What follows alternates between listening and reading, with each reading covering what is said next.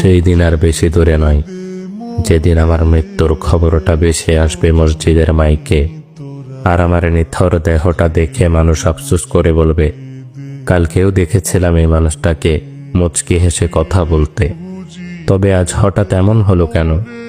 আহ, মানুষটা বড্ড ভালো ছিল। কারো কারো হয়তোবা চোখের কোণে অশ্রু জমবে, আবার কারো কারো চোখ থেকে হয়তোবা 2 ফোঁটা জলও গড়িয়ে পড়বে। আবার অনেকেই খুশি হয়ে বলবে, যাক, ভালোই হলো, আপদটা বিদায় হয়েছে। বেঁচে থাকতে কি কম জ্বালিয়েছিল? ব্যস্ততার কারণে আমার অনেক কাছের মানুষরাও হয়তোবা আমার জানাজায় উপস্থিত হতে পারবে না। আবার অনেক দূরের মানুষও শত ব্যস্ততার মাঝেও ছুটে আসবে আমাকে শেষবারের মতো বিদায় দিবে বলে।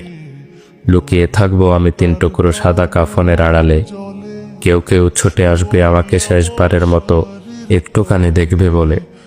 আবার কেউ কেউ আমার মৃত্যুর সংবাদ শুনে দোয়া পড়াটাও প্রয়োজন বোধ মনে করবে না। সেই দিন আমার পাশে থাকা ছোট্টকাল থেকে আমায় আদর যত্নে বড় করে তোলা প্রিয় মানুষগুলো বলবে, লাশ বেশি সময় ধরে ঘরে রাখতে নেই, তাড়াতাড়ি নিয়ে চলো। দাফন কার্যে অত বেশি দেরি করতে নেই। শত কষ্ট উপেক্ষা করে তৈরি করা আমার সাজানো গোছানো জীবনের সমস্ত সম্পর্ক, টাকা পয়সা, গাড়ি বাড়ি, জায়গা জমি ইত্যাদি কিছুই আর আমার থাকবে না।